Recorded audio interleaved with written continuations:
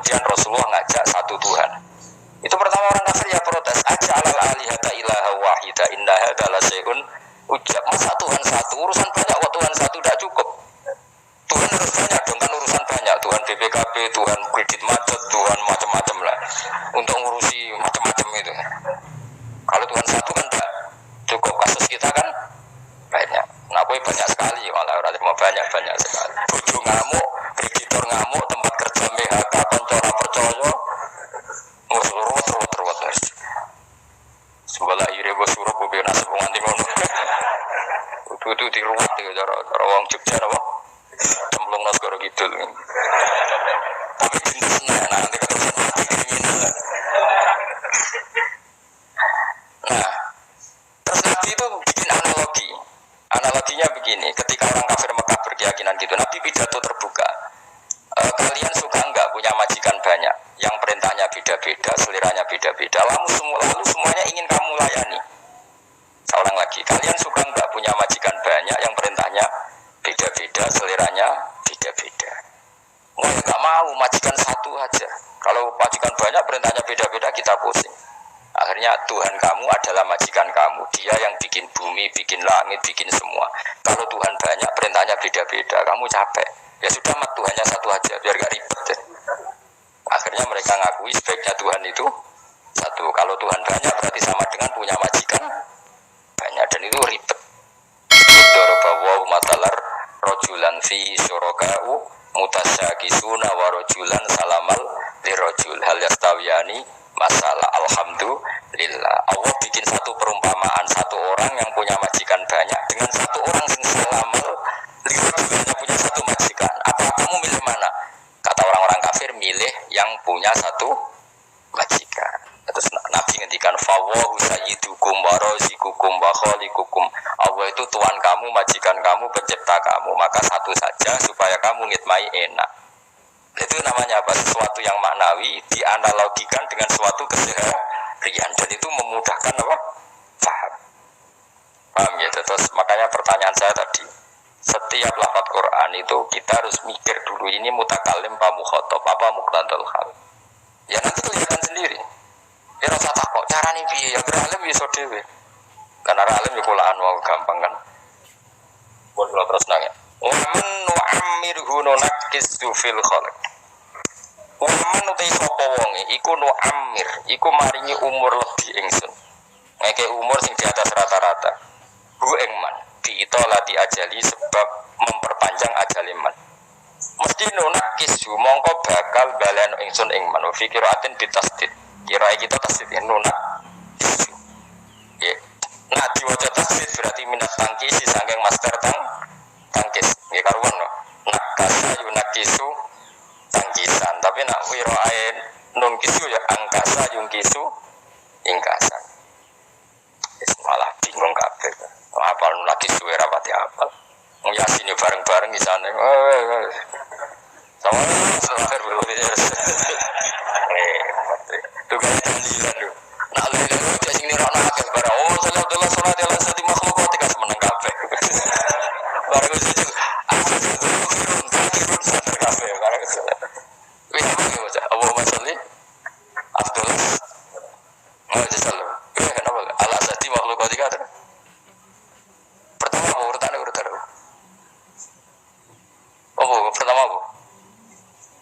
Oh, menang ibadah kiai. Oh, sarapku tahlilan sing banter. Oh, filun mbek apa? Sing guri omong guri-guri. Repot. Muga-muga disepuro pangeran. Enak sing haramno. Kenapa rapal menurut saya haram?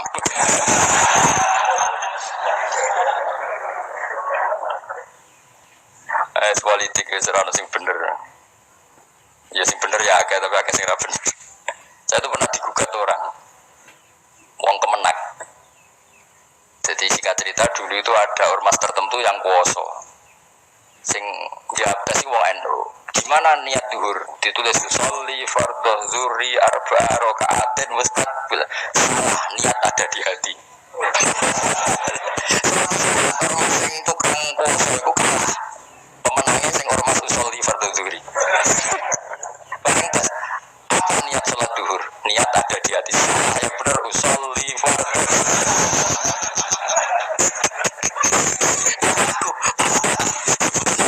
Itu bingung. Saya itu pernah jawab gini, pernah benar, aku nggak salah. Cara fakir gue biar jadi. Baru saya kan. Aku mendingan aku ngalami betul kayak ormas. Aku mendingan niati wono ning ati, tapi nak dilafadzno yo ngene kuat. Niat itu di hati, tapi wa yusannut talaffuz biniat musa'adatan lil qalbi. Niat itu ning ati tapi disunatno dilafadzno untuk membantu hati. Mulane kabeh nabilah yang ada wa labbaika Allahumma. Tapi sebetulnya itu di hatinya Nabi niat ihram, tapi supaya lisan membantu hati, maka dilafadzkan. Jadi liusa idal lisanu al-qalba, supaya lisanin bantu hati, tapi syarat sahnya tetap di hati, tapi lisan membantu. Makanya semua ulama punya riwayat talbiyahnya Nabi. Padahal talbiyah itu ya niat ihram itu talbiyah, tapi sebetulnya yang dilafadzkan itu bukan ihram, yang di ihramnya ya niat di hati. Itu yang dijawab tadi, niat ada di mana? Karena penguasanya sopo. Makanya sebenarnya Indonesia hukumnya ziarah kubur sunat. Suatu saat penguasanya ganti bid'ah. Serepot serepot sembahun. Nah sebenarnya takono pangeran. Nah cara Sidin Ali nang debat cocokan ngarepe pangeran. Kowe aku bener di. Cara aku yang ngono nak wani khilaf iku bayangno ketemu pangeran. Lah jare Sidin Ali ana awwalu man yadsu baina yaday rahmanil khusuma. Aku pertama ketemu pangeran iki tak takono bener kuwi apa bener musuh kula. Lan aja hati-hati ditukaran mbek Sidin Ali. Dene nantangi ngono. Jadi kalau aku pertama ketemu pangeran tak takono Gusti bener kuwi apa Mustofa. Jadi Sidin Ali saya tertarik. Aku iki bener iki musuh kuwi. Jadi konfirmasi sih. Kosobenu hadani khosmani khtasamu fi rabbi. Semua manusia nanti berdebat. Pertama ketemu pangeran itu orang untuk hanya. Jadi sing dimiskinkan karena dibodohi wong. Pertama ketemu pangeran ini Gusti niku senate bangkrutno kula. Itu gimana Gusti? Tekano sing bangkrutno kowe. Terus nanti keapian dikakno kowe, keelekan dikakno dene. Mulane aja geman dolim nyoro nyoro. Mulane nek didolimi wong kula seneng. Muga-muga ngirkakno hisabku. Padahal kula wis ganjaran kula sepakat ditambahi dene. Iku keapian waduh. Dicoba aneh kok. Mulane kula didolimi wong ora ben ana keapiane sing bali ning aku. Didolimi wong itu keapian terus.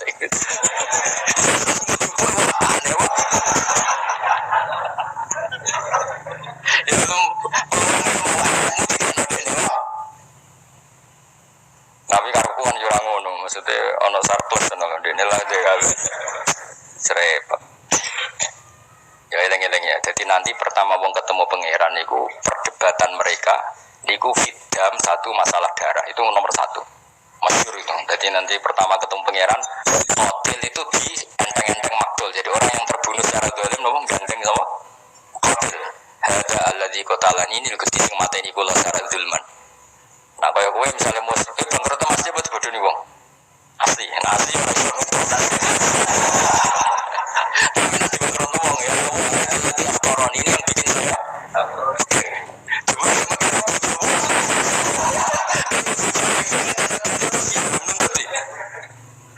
Masa hati ya Allah allati afqarni masa. Oh ya repot nah. Mulane nak sing pemenang nak semikir anakmu boling terus tuku sepeda motor, ketularan mobil bangkrut terus kayak piye? Serasa ngono sepura wae wis wal yafu wal yasfahu ala tuhibuna yaghfirallahu lakum. Cara kula wis ngoten wis. Dizalimi wong padha Islamis di sepura mawon ribet. Napa? Ribet. Kula lan rencanane ngono ribet terus di sepura wae tapi ning akhirat ae. Kok cocokan ning ngarepe pangeran, Gus. Masyhur itu kan Ahmad bin Hambal itu kan pernah dizalimi sebanyak itu. Itu beliau pas pada kabundut isyadu annaman dolamani fi afin illa man ahdasa fil islami bid'ah.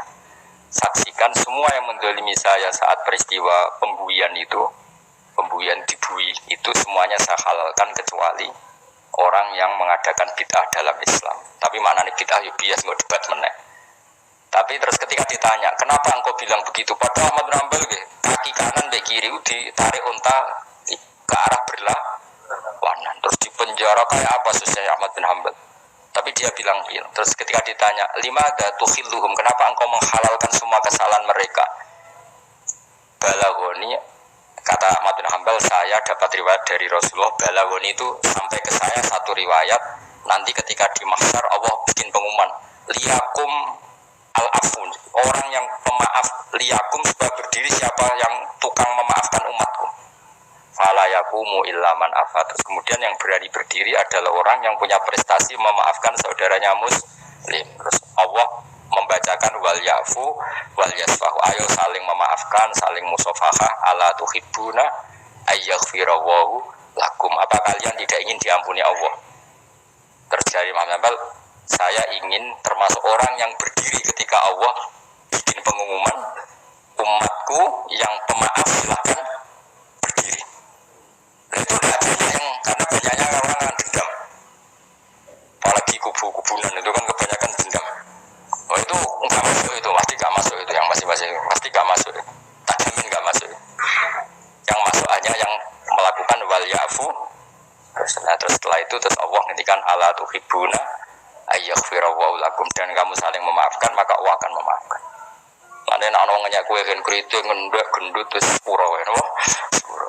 Tidak muni sing rapi harus kamu lawan niku pelecehan. Iku ora pengejahan, pengejahan terus pelecehan. Ya dadi somben, tapi aku rencana kula ki ngoten, kula ketemu pangeran pertama. Sing tak gugat iku wong ora alim tafsir mulang tafsir. Ora perkara mantel ora perkara. Itu kalamu ora oleh digo main-main sembrono. Tapi nak terima mulang primbon ta. Pokoknya sing pokok. Karena kalau Quran tuh boyong regani. Untuk gelar doktor dan profesor ilmu dunia wae butuh sekolah, diuji profesor, ono apa munakosa ada. Mosok nggak memahami kalam, untuk memahami kalam manusia saja orang serepot itu. Ini untuk memahami kalam waduh sembarangan. Tak protes itu. Muka-muka pengiran ya orang nyepuro, tapi enggak sesuai nyepuro rapopo, tapi sementing itu hasil protes aku. Cinta aku jodoh sih orang malaikat ruh ini kan jodoh sih. Sembrono. Gue sing ngaji 10 tahun ini buka pengajian dari orang tau ngaji gue. Jadi sih nak kan, gue sing ngaji lu 10 tahun lu ya. Gue sing ngaji 14 tahun ini buka wah. Gue udah tau ngaji. Ya. Tapi kalau hanya ngutip ayat yang mujma'alah maknanya boleh, nah, tapi kalau pengajian umum secara tafsir itu dibutuhkan kriteria. Dulu itu lama itu bukan omongan saya, itu dawuh Nabi, man fassarul Qur'ana bi ra'yihi falyatabawwa maq'adahu minan nar. Orang mentafsirkan Quran dengan pendapatnya maka silahkan masuk neraka. Lalu kalau orang itu tidak belajar Quran, hadis, enggak belajar riwayat, mau pakai alat apa kalau enggak pendapatnya sendiri? Iya betul. Sampai orang kalau iya kita pakai riwayat karena kita hafal. Coba kalau orang enggak punya apa-apa pakai apa coba? Masih menurut saya kan? Lah menurut saya dasar itu biroi itu loh. Panel menerang loh ya. Tapi kita tidak benci orang itu enggak, saya tetap hormat, mungkin niatnya baik, kepengen ngembang no Islam enggak apa-apa niatnya. Tapi bu ya tahu diri, hanya ya sudah kalau enggak ahlinya ya ngutip yang terkait saja. Misalnya sholat ya tentang sholat. Itu saja ngutip yang sudah dikutip ulama, misalnya Fathul Wahab atau Fathul Mu'in, tapi ikut saja, jangan apa? Jangan menafsiri. Menafsiri menurut saya ya. Agama itu bebas. Karena Allah ngendikan la ikraha fiddin, enggak ada paksaan dalam agama. Karena agama bebas. Ya goblok le dul. Untuk saya ngene la ikraha fiddin kepabian harus minal agama itu udah ada paksaan. Mergo barang bener be salah tuh jelas. Jadi enggak perlu kamu maksa orang satu tapi satu dua terus orang semuni. Dua. Jadi maknane la ikraha itu karena barang itu wis karuan. Misalnya baju saya ini apa? Putih kan? Perlu enggak sama maksa orang supaya mengatakan putih? Perlu kan masih bilang. Jadi maksudnya mikro itu karena begitu jelasnya kebenaran sih gak butuh. Orang kok bebas sih orang butuh kok goblok.